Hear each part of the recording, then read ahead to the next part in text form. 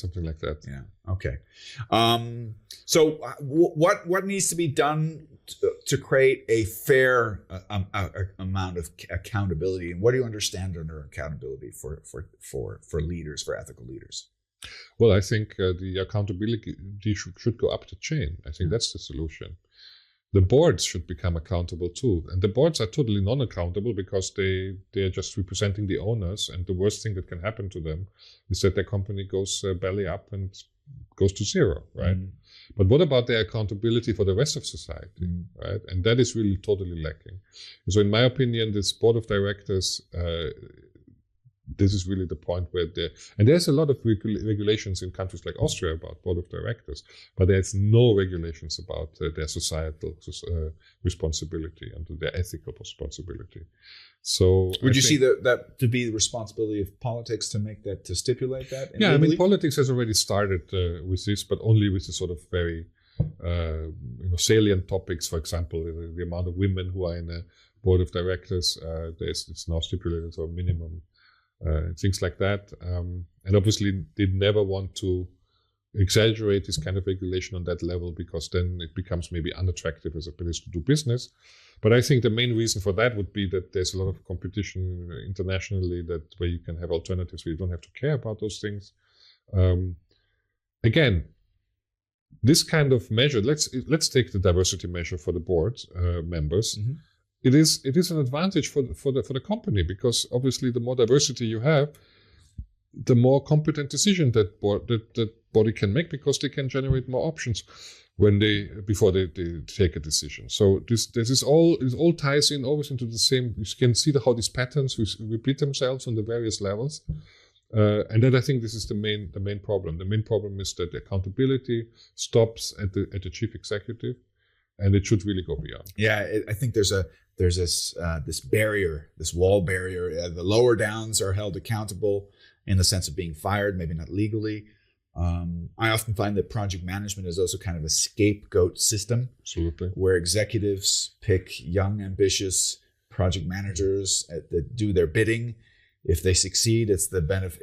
It's to the glory of the C-suite. If they fail, then they have a volunteer, armer Schlucker, as we say in German, right? Or Prügelknabe. But whipping boy, that's definitely an issue. So you're doing some research which will lead to an actual output, a book that you're working on.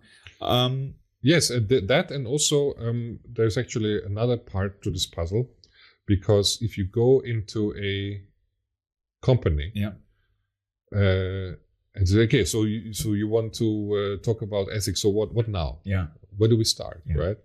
So one thing that I also we try to develop is an assessment tool. So it's like a survey, and then you answer a few questions. Who fills out the survey? Well, that's the important part. So the top management should fill it out, and then typically also parts of the middle management. Mm-hmm. And there are questions like, what would you do in this situation? And there's some ethical trade-offs. Maybe some multiple choice, mm-hmm. which goes from, you blow a whistle and you just go along and whatever the situation is. And then what we found in some companies where we did that is that there's a great delta between these two layers of management. So on the project manager level, there's one view of the ethical behavior of the company, mm-hmm. and then on the top level it's completely different. And it's interesting. There are basically two opposite trends. One is that you have these very conscientious project managers who care about all those details very much, and their success is their projects are successful because they are aware of all the other aspects that could influence their project, and so they are aware of it, and they have many options, and they always keep all the balls in the air and so on. So these kind of good project managers, they normally think, well, we have a great company and we really care, and we do the right thing and so on, right? So and then the management, the top management, is always systematically overestimating the quality of their own ethical. So that's a given. Okay, there's always an outlier. And then what is sometimes though still possible is that or what is actually quite common is that the lower level management will have become already very cynical. Or the employees. Exactly, and they will say, "Well, it's a freaking disaster, and it's all and so on." And then when you see that kind of delta between what the top management says and what the middle management says, you say, "Okay, here obviously something is totally different." And the nice thing is that when you go to the various departments, you find that some departments have actually a very good ethical track record, if you want, and then for others, this topic doesn't even seem to be existent. And if you want to know typically which ones, right? So finance, they normally haven't heard about ethics at all. They know only compliance. Whatever is legal interests them, and the rest doesn't interest them at all. I would say the project management, these kind of functional roles, they are still the most aware of those. Because we're integrated, we have to integrate with multiple departments. Exactly. But then as you go to... And I think you have to be an idealist to be a project manager. But you go into engineering, and this becomes a very cynical crowd. But this is an important point, because I was alluding to the fact that you're working on a book, but you said something very important that we talked about before, but it slipped my mind. You don't just look at this as this subject as a plaything, as an academic project, but you actually do consulting and support companies in developing ethical models of leadership, right?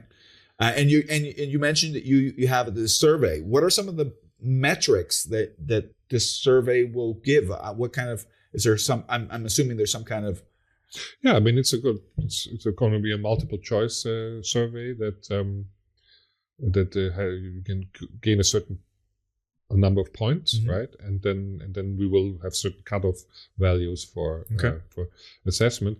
But the interesting thing here is that this actually goes back to a 15-year-old research about surveys, because many surveys are self-serving. Exactly. Well, they're not very how should I say? They're not very scientifically set up, and that is one point. And of course, there's a lot of science and a lot of research done in the marketing field for marketing surveys to tickle out the real information.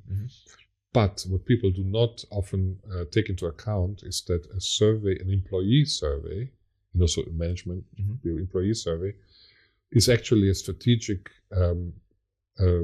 action that influences the system. So if you ask the employees something, and then they give an answer, and then they get the impression that nobody listens to this answer. Cares. You've actually made it worse, right? And also it creates more cynicism, and it manages expectations. So many medium-sized to bigger enterprises use those surveys as a kind of hygiene factor.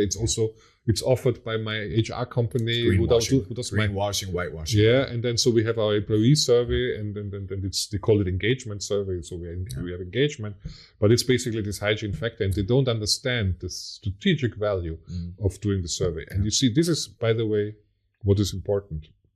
If you do a survey in a company about ethics, I mean, the first reaction will be it's really negative. So what are they trying to test? Until you prove that you mean it, that you're serious about it. So the way you actually present this kind of first step, it's the first intervention, right? Is that survey. So it's not just an assessment tool where you can get your ISO whatever certification. You will never get a positive ethics evaluation from us, because we don't do that.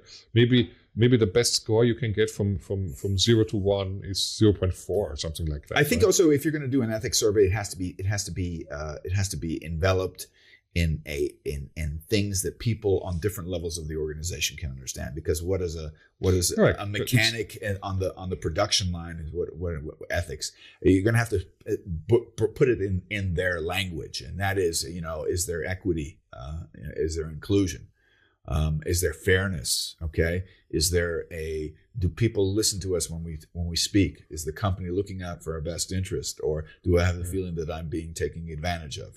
How do you deal with, is overtime a legitimate thing that's being paid for? Do I get fair value? Am I participating in the overall benefit of the organization? If you talk ethics, it's abstract for a lot of people. Correct. So the survey does include all these practical questions, and very important point that you just made, it is developed individually and with a systemic approach. Okay. So obviously not the same survey fits every company. Mm-hmm. So there's a sort of precursor phase where you develop the final questions, and also where you talk with top management about how to put this into practice. Yeah. So but see, this is only the first intervention. Yeah. But it's very important to understand this is already an intervention. Yeah. The second intervention is then you analyze those results, and then you can have maybe some coaching or some... you can develop countermeasures. Yeah, countermeasures. But typically those countermeasures would also start at the top, mm-hmm. right? And they will involve exactly the things we already mentioned, the values, the habits, and the skills. Okay.